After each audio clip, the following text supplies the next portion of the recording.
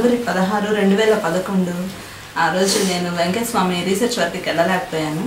ప్రసన్న లక్ష్మక్క, మౌనిక ముగ్గురు కలిసి పొదలకూరు దగ్గర ఉన్న ఏటూరు కండ్రిగా, తిరుపతి నాయుడుపల్లె మొదలైన గ్రామాలకు వెళ్ళారని ఫోన్లో చెప్పారు. నేను మధ్యాహ్నం భోజనానికి కూర్చుంటే అయ్యో వీళ్ళందరూ బాగా ఎంజాయ్ చేస్తున్నారు, స్వామి లీలలు తెలుసుకుంటున్నారు, నేనేం చేయలేకపోతున్నానే అనుకుంటా ఉన్నాను. ప్రసన్నక్క ఫోన్ చేసి శిరీష ఇక్కడ ఒక 102 సంవత్సరాలు ఉండే నూతక్కి రమణయ్య అని ఒక ఆయన్ని కలిసాము. చాలా కష్టపడ్డాం, ఒక 3-4 మైళ్ళైనా పొలాల మీద పడి ఎతికాము. తీరా అక్కడికి వెళ్ళాక ఆయన చెప్పిన లీల ఏంటంటే స్వామి ముదిగేళ్ళు స్టే చేస్తున్నారు.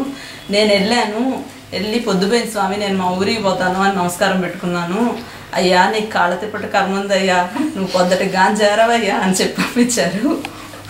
నేను పొలాల్లో ఎప్పుడు వెళ్ళేవాడిని, అలవాటుగా తిరిగేవాడిని, నాకు దారి దిక్కు తెలవలేదమ్మా, పొద్దున్న దాకా తిరిగి పొద్దునకే ఇల్లు చేరాను అని చెప్పాడు శిరీష. మాకు జరిగింది స్వామి అదే లీల ఆయన చేత చెప్పించడం చాలా చిత్రంగా ఆనందంగా ఉంది అని వాళ్ళు అతో ఆనందంగా పంచుకున్నారు. కానీ స్వామి పని మీద పొదలకూరు దాకా వెళ్ళాను.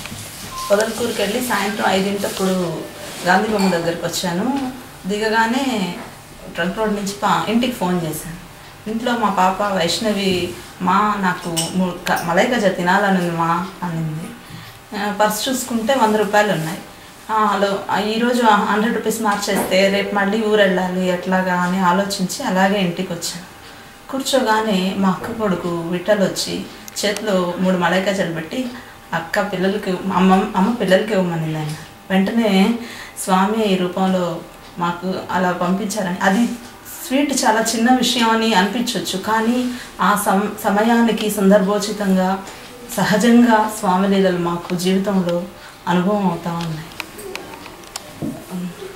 లాస్ట్ ఇయర్ చెన్నశ్రీ ఎక్క మా టీం లీడరు, అయ్యో వారం వీళ్ళు ఊరు వెళ్తున్నారే ఎట్లా అని ఒక 200 ఇచ్చారు ఒక వారం ప్రసన్నక్క చేతికి. 2వ వారం కూడా ఇచ్చారు. మాకు కొంచెం బాధేసింది. ఆ 200 మేము ఖర్చు పెడతానే అన్నాం కదా, ఎందుకు తీసుకోవడం అనిపించింది ఇద్దరికి. కానీ కొంచెం మొహమాట పడ్డాం. 3వ వారం అలాగే 200 తీసుకొని బయలుదేరి తెలుగురాయపురం వెళ్ళాం. రీసెర్చ్ అక్కడ ఊరంతా తిరిగి పూర్తవగానే కోటితీర్థం వెళ్ళాలి, ఎన్ని కిలోమీటర్లు అని అడిగాం. కోటితీర్థం 3 కిలోమీటర్లు అన్నారు. సరే ఆటో ఎంత అబ్బాయి అన్నా, 50 రూపాయలు అన్నాడు. చాలా అన్యాయం కదా, 30 రూపాయలు తీసుకోండి అంటా ఉన్నాం.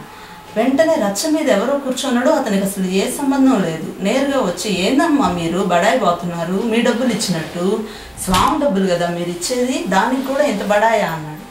చెంప చెల్లు మన స్వామి అనిపించినట్టు అయిపోయింది. ఏంటి అంటే మీరు చాలా స్వల్పమైన డబ్బుతో మీకు జరుగుతూ ఉంది, ఎంతో ఖర్చు పెడుతున్నాము, విలాసంగానే భగవంతుడు ఇచ్చిన దాంట్లో విలాసంగానే బ్రతుకుతున్నాం, ఈ 100-200కి మీరు యాచిస్తున్నారా అని స్వామి మమ్మల్ని నిలదీసినట్టు అనిపించింది.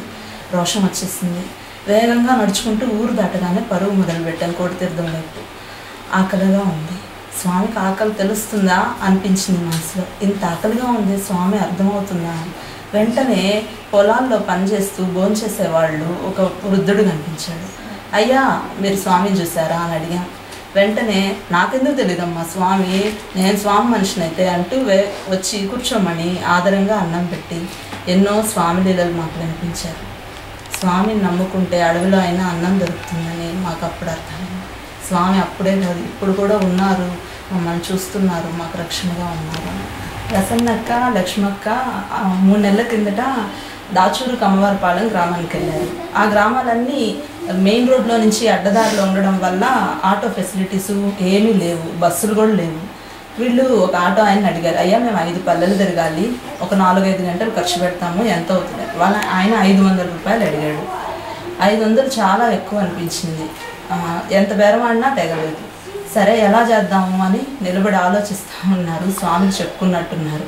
వెంటనే ఒక ఐస్ బండి ఆ గ్రామాల వైపు వెళ్తూ కనిపించింది. అయ్యా మేము ప్రతి ఊర్లో 1 గంట సేపు స్పెండ్ చేస్తాము, ఎలా అన్నారు. దానిదేముందమ్మా ఎక్కండి అని ఆయన ఆదరంగా ఎక్కించుకున్నాడు. దారంతా ఎండ వేడి తట్టుకునే దానికి ఐస్ ఇస్తూ స్వామి నిమ్మకాయ అద్ది మరి చల్లగా తీసుకెళ్ళి ప్రతి ఊర్లో నెమ్మదిగా తిప్పి సాయంత్రానికి వదిలాడు. ఆయన ఏమీ అడగలేదు. వీళ్ళు 50 రూపాయలు ఇస్తే ఎంతో సంతోషంగా తీసుకున్నారు. అసలు ఇట్లా స్వామి లీలలు తలుచుకుంటూ ఉంటే ఎంతో ఆనందంగా ఉంటుంది, ఆశ్చర్యంగా కూడా.